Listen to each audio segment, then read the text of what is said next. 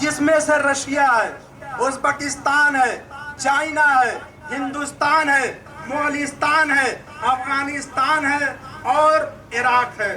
یعنی ان ملکوں میں رہنے والے انصاف پسند عوام نے بھی اس زمانے میں اپنی صدائے احتجاج کو بلند کیا، اور اس زمانے کے جو مواصلاتی اور مراسلاتی ذرائع تھے، جو اس زمانے کا سوشل میڈیا تھا، اس کے ذریعے اپنی آواز کو بلند کیا اور وہاں تک ان ظالمین تک پہنچایا. ایسا نہیں، اس دور سے لے کر کے آج تک. اور یہ ہمارا احتجاج یہ جاری رہے گا، اس وقت تک جاری رہے گا جب تک کہ جنت البقیع کی تعمیر نو نہ ہو. اور یہ تو ملکوں کا حال تھا اور عوام کا حال تھا.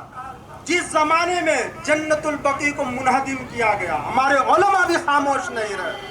اس زمانے میں سید ابو الحسن اصفہانی اور شیخ عبد الکریم حائری، جو حوزہ علمیہ قوم اور نجف اشرف کے زعیم تھے اور مرجع تقلید جہان تھے، ان لوگوں نے صدائے احتجاج بلند کرتے ہوئے حوزہ علمیہ قوم اور نجف میں تعطیل کا اعلان کر دیا. تو ہماری یہ صدائے احتجاج اس وقت تک بلند رہے گی، ہم احتجاج اس وقت تک کرتے رہیں گے جب تک کہ جنت البقیع کی تعمیر نہ ہو. اور اس وقت تک ہم سانس تبھی لے سکتے ہیں جب اس کی تعمیر ہو جائے. اور ہم یہ اپیل کرتے ہیں، بہرحال ہمارے بس میں جو بھی ہے ہم اپنی آواز کو بلند کرتے ہیں، اور انصاف پسند انسان وہی کہلاتا ہے جو ظلم کے خلاف اپنی آواز کو بلند کرتا ہے.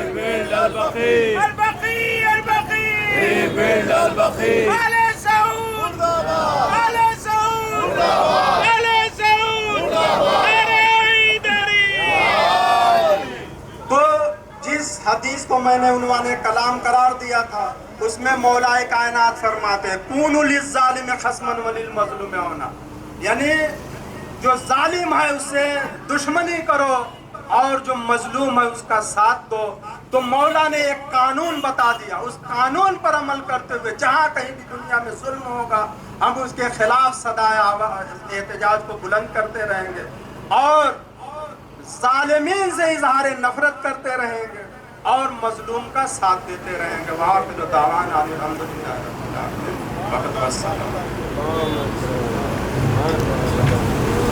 ظہیر عباس صاحب مولانا بہترین تقریر فرما رہے تھے. حضرات، یہ پروگرام اختتامی مرحلے پر پہنچ چکا ہے. جتنے مومنین اور جتنے حاضرین ہیں ان تمام کا بھی شکر ادا کیا جاتا ہے، اور یقیناً دعا ہم کرتے ہیں کہ خدایا دیگر مومنین کو بھی اور دیگر انصاف پسند انسانوں کو توفیق دے کہ وہ جنت البقیع کے لیے احتجاج کر سکیں. آئیے اختتامی مرحلے پر میں ملتمس ہوں علامہ کامران حیدر صاحب قبلہ کی خدمت عالیہ میں کہ وہ یہاں تشریف لائیں اور تقریر فرمائیں. یہی آج کے اس پروگرام کے آخری مقرر ہوں گے. آپ حضرات ان کا استقبال ایک صلوات پڑھ کے محمد وہاں.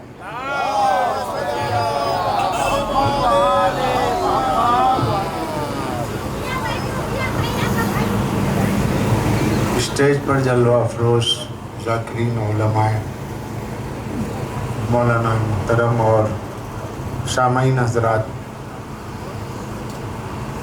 السلام علیکم ورحمۃ اللہ وبرکاتہ. آج کا ہمارا یہ احتجاجی اجلاس اور یہاں ہماری احتجاجی شرکت ظلم کے خلاف صدیوں سے احتجاج کا ایک سلسلہ ہے، اور ہماری پہچان یہ ہے کہ ہم ان کے ماننے والے ہیں جنہوں نے چھپے ہوئے کافروں کو پہچانوایا.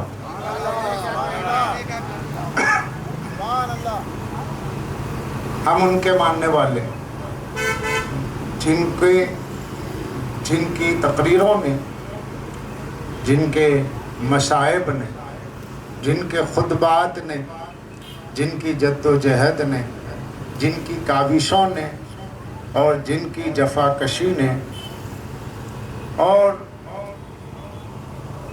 خداوند عالم کی راہ میں تمام مصائب کو برداشت کر کے چھپے ہوئے کافروں کو پہچانوایا، اور آج کا یہ احتجاج یوم انہدام جنت البقیع کا جو احتجاج ہے، یہ بھی چھپے ہوئے کافروں کے نقاب کشائی کا دن ہے،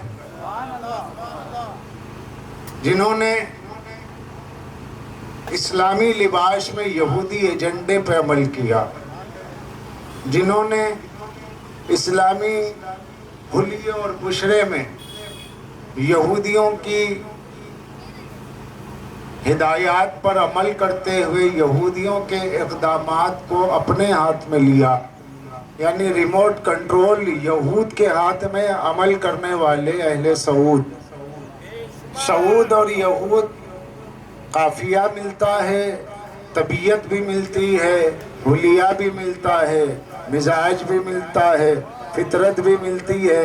سعود اور یہود کی طینت بھی ایک ہے، طبیعت بھی ایک ہے۔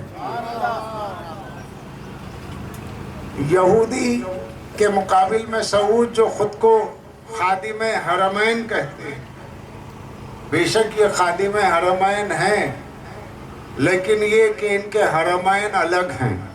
یہ مکہ مدینہ ان کا حرم نہیں ہے، مکہ اور مدینہ جو حرم ہے اس لیے حرمین کہتے ہیں۔ ان کا حرم ہے اسرائیل اور ان کا حرم ہے امریکہ۔ سعودیوں کے دو حرم ہیں، ایک ہے اسرائیل اور ایک ہے امریکہ۔ ان کی خدمت اور ان کی اطاعت ہی ان کی زندگی ہے۔ سعودی ایک غاصب حکومت ہے، لٹیرے لوگ ہیں نجد کے۔ اب اس پہ بڑی تفصیلات ہے اور آپ کافی دیر سے بیٹھے ہیں، آپ کے ساتھ میں بھی بیٹھا ہوں۔ اس تھکاوٹ میں جو آپ سنیں گے اور میں سناؤں گا تو گویا نہ میں نے سنایا نہ آپ نے سنا، لیکن جس قلیل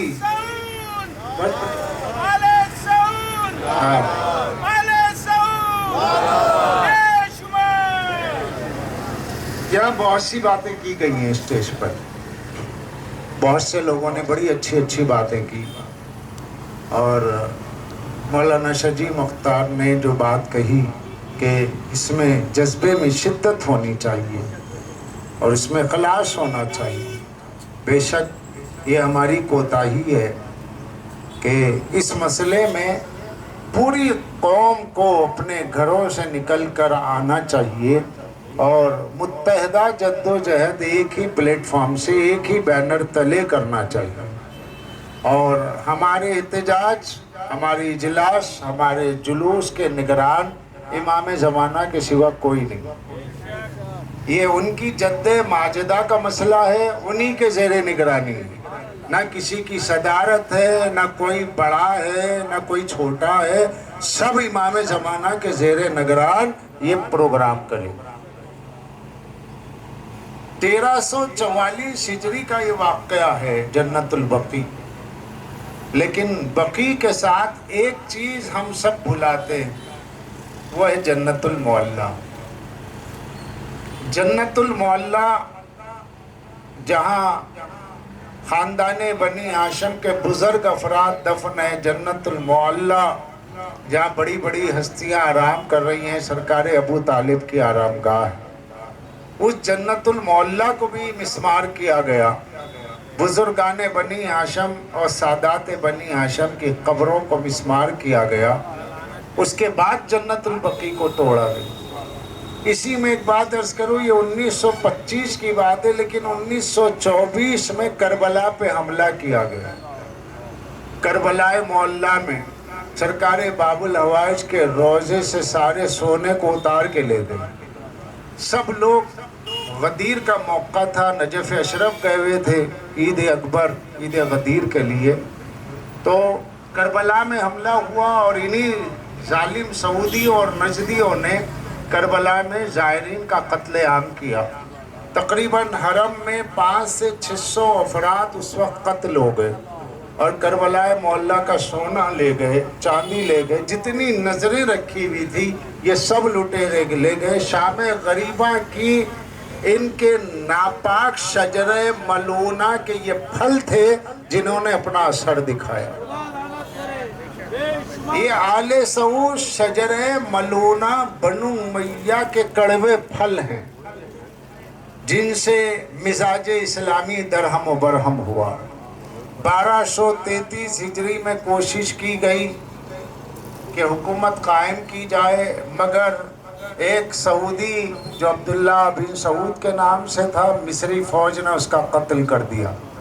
لیکن سلطنت عثمانیہ ترکی کے زوال کے ساتھ فری میسن، یعنی جو آج کی ایلومینیٹی ہے، آج کی ایلومینیٹی نیو ورلڈ آرڈر والوں کے جو سرپرست فری میسن، انہوں نے گورنر ترکی کو معزول کیا سازشوں کے ذریعے، اور اس کے بعد انہوں نے تلاش کیا ایسے گروپ کو کہ جو گروپ ان کے ایجنڈے کو پورا کر سکے، کیونکہ یہ خود نہیں آ سکتے تھے۔ تو انہوں نے دیکھا، کتابیں پڑھی، حدیثیں تلاش کی، تو انہیں ملا کہ سرکار دو عالم نے ایک قوم نے 3 مرتبے دعا کے لیے کہا تو تینوں مرتبے بھی دعا نہیں کی، اور وہ تھے اہل نجد۔ نجدیوں نے کہا تھا ہمارے لیے دعا کیجئے، تو سرکار نے یمن والوں کو دعا دی، نجد والوں کو نہیں دی۔ یہ مشکات شریف میں موجود ہے۔ جب 3 مرتبہ بھی رسول اللہ نے نجدیوں کو دعا نہیں دی، اور بلکہ بخاری میں ملتا ہے کہ سرکار نے فرمایا نجد وہ علاقہ ہے جہاں سے شیطان کی سینگ نکلے گی، مشرق کی سمت سے، تو یہی نجدی ہیں کہ جو شیطان کی سینگ ہے، رسول اللہ کی پیشن گوئی ان کے لیے موجود ہے۔ تو یہ لٹیرے قبیلے تھے، اور یہ حجاج کرام کو، حاجیوں کو لوٹ لیتے تھے، حاجیوں کا مال کھا جاتے تھے، ان پر ٹیکس عائد کرتے تھے، اور اس کے بعد انہیں کعبے کی زیارت کو جانے دیتے تھے۔ تو اس کی اسٹڈی کی یہودیوں نے، عیسائیوں نے، اور انہوں نے کہا کہ ہم نے تلاش کر لیا، ہمارے مزاج اور ہمارے منصوبے کے مطابق اگر کوئی عمل کر سکتا ہے تو وہ سعودی ہیں۔ تو لہٰذا سعودی خاندان جو لٹیرا خاندان تھا اسے چنا گیا، اور اس کے ہاتھوں میں حکومت یہ کہہ کے سونپی گئی کہ حکومت تمہاری ہوگی لیکن منشا ہمارا ہوگا، اقتدار تمہارا ہوگا، منصوبہ ہمارا ہوگا، اگر اس پر عمل کرنا ہو تو ٹھیک ہے، ورنہ کوئی اور بٹھا دیا جائے گا۔ سعودیوں نے حاجیوں کی طرح یہودیوں کی منشب کو پورا کرنے لبیک یا یہود کہا، جس کے نتیجے میں انہیں حکومت ملی، اور اس کے بعد ان لوگوں نے خیبر سے نکالے ہوئے یہودیوں کے منصوبے کو پورا کیا۔ علی کی تلوار نے مرحب کے 4 حصوں میں جسم کی تقسیم کی، اور اس کے بعد یہودی جلاوطن ہو گئے۔ تو جو یہودی نکالے گئے تھے وہ اپنے دلوں میں بغض علی لے کر کے خیبر سے گئے تھے، ان کی خواہش تھی کہ دوبارہ مدینے میں آئیں، لیکن آنے کا کوئی چانس نہیں تھا، اسلام قبول نہیں کر سکتے، کریں تو کیا کریں۔ تو انہوں نے مسلمانوں کے درمیان میں اپنے ہم مزاجوں کو چنا، اور خیبر میں دوبارہ اپنی بستی بسانے کے لیے یہودیوں نے سعودیوں کا ساتھ دیا، اور سعودیوں نے یہودیوں کا ساتھ دیا، اور یہودیوں نے فاتح خیبر کے بغض میں اقدام کیا، اور سعودیوں نے جو آل امیہ کا بقیہ ہیں ان لوگوں نے یہودی سازش کو پورا کیا۔ تو اس طریقے سے یہ دونوں نے مل کر کے کیا کیا کیا، ایک سیدۃ النساء العالمین کے مزار ہی کی بات نہیں ہے،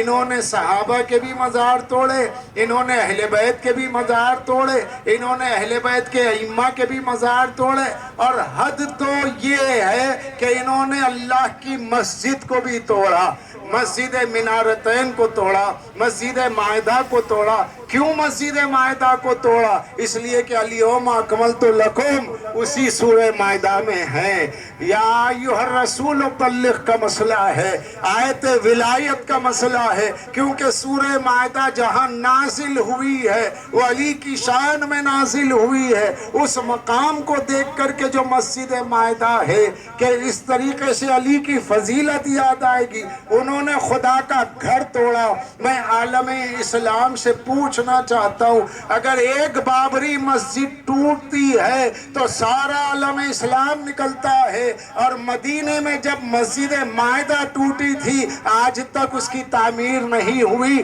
تو مسجد کی تعمیر کے لیے کیوں خاموش ہو؟ آل سعود مرد آباد، مرد آباد، آل سعود مرد آباد، مرد آباد، مرد آباد، آل سعود مرد آباد، غور نہیں کیا آپ نے؟ ارے سیدۃ النساء العالمین کا مزار بنانے میں اگر مطالبہ کرنے میں کچھ ہچکچاہٹ ہے، لالچ ہے، پیسہ لے کے خاموش ہو تو اللہ کے گھر کے لیے تو بولو۔ کچھ لوگ کہتے ہیں کہ بھئی ہم صحابہ کو مانتے ہیں، تو صحابہ کے مزار توڑے گئے تو کم سے کم صحابہ کی محبت میں بولو، اپنے صحابی رسول کی مزار کو بنانے کے لیے تو بولو۔ جو نہ اہل بیت کے حق میں بولے، نہ اللہ کی مسجد کے حق میں بولے، نہ صحابہ کے قبروں کے بنانے کے حق میں بولے، تو جو نہ نبی کا ہو، نہ اہل بیت کا ہو، نہ صحابہ کا ہو، نہ مسجد کا ہو، تو پھر وہ مسلمان کیسا؟ کون کہے گا کہ یہ مسلمان؟ یہ کوئی جذباتی جملے نہیں کہہ رہا ہوں میں، یہ سب تاریخی حقیقت ہے۔ لیکن یہ کہ دنیا جیسے جیسے بدلتی جاتی ہے، اس کا انداز بدلتا ہے، سوچ بدلتی ہے، تو سوچ بدلنے کی ضرورت ہے۔ دنیا بولی سے نہیں سمجھتی۔ ضرورت اس بات کی تھی کہ جنت البقیع کے مسماری کے بعد پوری دنیا میں جہاں جہاں سعودی سفارت خانے اور کونسلیٹ ہو انہیں کام نہ کرنے دیا جاتا، سفارت خانے بند ہو جاتے، اتنا ہنگامہ کیا جاتا کہ کسی ملک میں کوئی سعودی کونسلیٹ کام نہ کرنا پائے، تو سارے ممالک ایک جگہ ہو کے یہ اعلان کرتے کہ بھئی چند قبروں کے لیے آپ کی وجہ سے ہمارے ملک کی بدنامی ہو رہی ہے، لہٰذا ہم سب مطالبہ کرتے ہیں کہ وہ چند قبروں ہی کی تو بات ہے، قبریں بنا دیجئے ورنہ پوری دنیا میں امن ختم ہو جائے گا۔ لیکن ہم صرف اجلاسوں تک رہے، تصویر کشی تک رہے۔